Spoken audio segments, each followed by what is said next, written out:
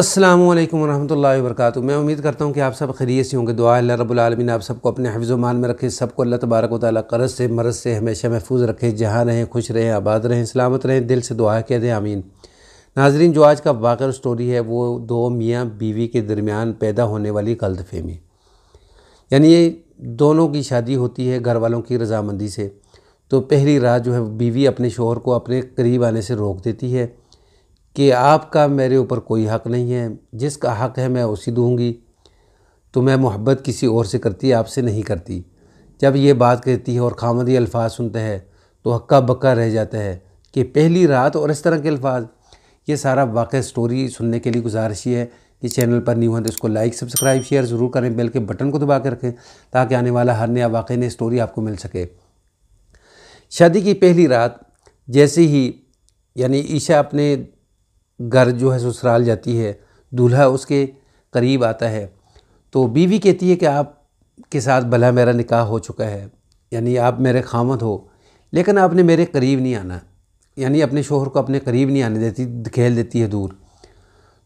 क्योंकि मैं मोहब्बत किसी और से करती हूँ, शादी आपसे कर दी गई है, जिससे मोहब्बत करती हूँ ये हक़ भी उसी का है, यानी आपके साथ कोई मोहब्बत नहीं करती मैं, मजबूरी के अंदर मेरे घर वालों ने आपसे शादी करवा दी है। जब ये अल्फाज सुनता है खामद परेशान हो जाता है कि यार पहली रात इस तरह के अल्फाज। रात गुजर जाती है, सुबह फजर का वक्त होता है ना, तो शोहर जो होता है वो क्या करता है, जाए नमाज डालता है और मुसल्ले के ऊपर बैठकर दुआ करता है, या अल्लाह ये किस तरह के मसलों के अंदर मैं उलझ पड़ा हूँ, तो मेरी तू रहनुमाई कर। मेरी बीवी के साथ ज़्यादती हुई है तो उसका हक़ उससे मिलना चाहिए। मेरे घर वालों ने मेरे साथ झूठ बोला है, तो हालांकि ऐसा नहीं करना चाहिए था, लड़की किसी और से मोहब्बत करती है। जब ये वक़्त ख़त्म हुआ, दुल्हन चली जाती है अपने माँ बाप के घर 3 दिन के लिए। तीसरे दिन जो उमर की जो सास है ना वो फ़ोन करती है कि बेटा आपकी बीवी जो है आपका इंतज़ार कर रही है, आप लेने क्यों नहीं आए। तो अब लड़का जो है वो सोचता है कि अगर मैं लेने जाऊँ तो जिस तरह मेरी पहली रात गुजरी है बाकी दिन भी इस तरह गुजरेंगे, तो मेरे घर वाले, मेरे ख़ानदान, मेरे रिश्तेदार, मेरे यार दोस्त सोचेंगे कि शायद हमारे इस दोस्त के अंदर, बेटे के अंदर, भाई के अंदर जो है कोई मसला है।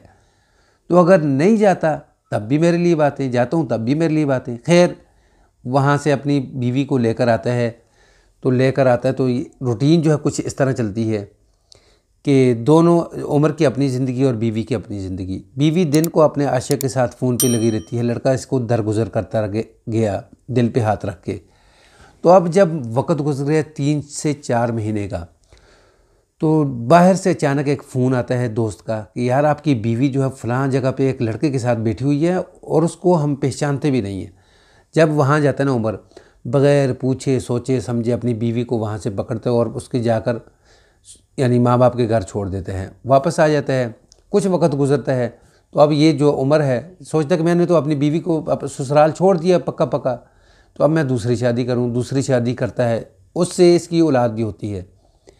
फिर यानी इस वक्त को जो है तकरीबन 4 से 5 साल गुजर गए हैं। तो अचानक उमर एक दिन किसी काम निकलता है ना, तो पीछे जो गाड़ी है इसकी गाड़ी के पीछे आके कोई गाड़ी मारता है।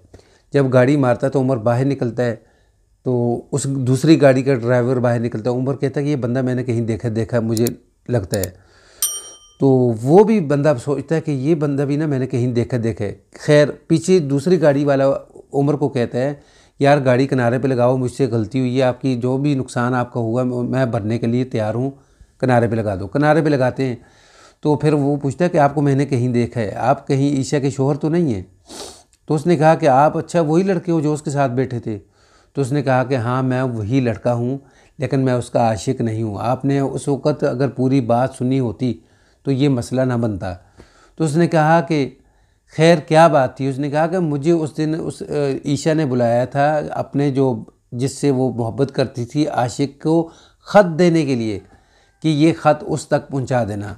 जब उमर ये बात सुनता है ना तो फ़ौरन ईशा को फ़ोन लगाता और कहता तेरी यही सज़ा है कि तुझे मैं अभी इसी वक्त तलाक, यानी इतनी बात करता है। तो लड़की के ना जो उसकी पहली बीवी होती है उसके कान से फ़ोन गिरता है, हाथ से नीचे गिरता है, और उसकी आगे जो साली होती है ना उमर की वो उठा लेती, कहती कि भाई ये इतना वक्त गुजर गया है, जब भी देखें इसके मुँह के ऊपर उमर उमर उमर लगी रहती है, तो हमारे साथ कोई बात ही नहीं करती। तो अब ये सोचते हैं कि यार ये क्या चक्कर है।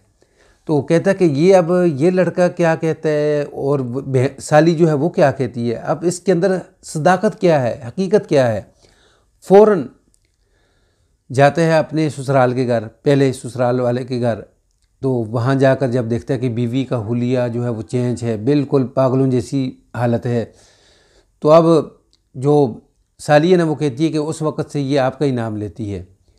तो अब जब वो लड़का जो ख़त वाला वो भी साथ है, वो आगे ख़त के अंदर क्या था, तो जैसे ही अपनी बीवी को देखता है तो फ़ौरन उसको वहाँ से लेता है और लेकर जाते हैं डॉक्टर के पास। डॉक्टर के पास लेकर जाते हैं और वहाँ चेकअप करवाता है। तो डॉक्टर कहता है, यानी उस लड़की को कहता है ये आपका शौहर है, इससे बात करो।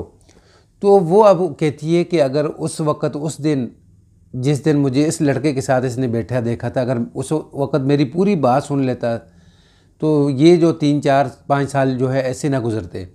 काश कहीं मैं पहली रात जो है उम्र को समझ जाती तो मेरा भी इस तरह का वक़्त ना गुज़रता। ये गलती मेरी है। खैर, तो अब जो ख़त जो था ना, ख़त के अंदर क्या था, ख़त के अंदर वो जो लड़का है ना उसने कहा कि ख़त के अंदर ये था कि जो इसका आशिक था ना उसके लिए ख़त लिखा हुआ था इस लड़की ने कि मैं अपने शोहर के साथ अच्छी ज़िंदगी गुजार रही हूँ, मेरा शोहर दुनिया का एक बेहतरीन शोहर है, नफीस शोहर है। तो जो कभी भी जिसने 4-5 माह के दौरान मुझे कोई किसी किस्म की कोई गालम गलोच, कोई ज़ोर ज़बरदस्ती, हालांकि उसका हक भी था, उसने कुछ नहीं किया। तो इतना मेरा उसने यानी ख्याल रखा, मेरा यानी ऊपर ज़ोर ज़बरदस्ती ना करके मुझे पता चला कि ये दुनिया का ये बेहतरीन शौहर हो सकता है। मैंने जब अपने पुराने आशिक को जो है वो ख़त लिख दिया कि आपके साथ मेरा कोई तल्लक नहीं। तो वो लड़का कहता है, ख़त वाला वो कहता है कि जैसे ही उस आशिक ने ख़त पढ़ा, पता नहीं उसी करने की कोशिश की या वो जो है हार्ट अटैक से मर गया। वो 4 साल हो गए उसको मरे हुए। तो उमर नाजरीन वहाँ से अपनी पहली बीवी को लेकर आता है अपने घर। दूसरी बीवी को कहता है इसके बाल बनवाओ, इसके कपड़े चेंज करवाओ। तो अब दोनों बीवियां जो है वो हंसी खुशी की जो ज़िंदगी है यानी उमर के साथ गुजार रही हैं। ये थी कुछ गलत फहमियाँ। तो इस वाक़े के अंदर हम जो लड़का है, शोहर है, उसको हम ज़रूर यानी उसको हम सलाम पेश करेंगे कि उसने यानी सब कुछ होने के बावजूद भी यानी बर्दाश्त करता रहा। बर्दाश्त बहुत बड़ी थी उसकी, सब्र बहुत बड़ा था। तो कमेंट्स के अंदर आप भी ज़रूर अपनी ख़यालात का इजहार करें, राय ज़रूर दें कि आप क्या कहते हैं इसके मुताल्लिक़। अगर वीडियो पसंद आए तो इसको लाइक, सब्सक्राइब, शेयर ज़रूर करें। बेल के बटन को दबा कर रखें ताकि आने वाला हर नया वाक़या, नई स्टोरी आपको मिल सके। अस्सलामु अलैकुम वरहमतुल्लाह।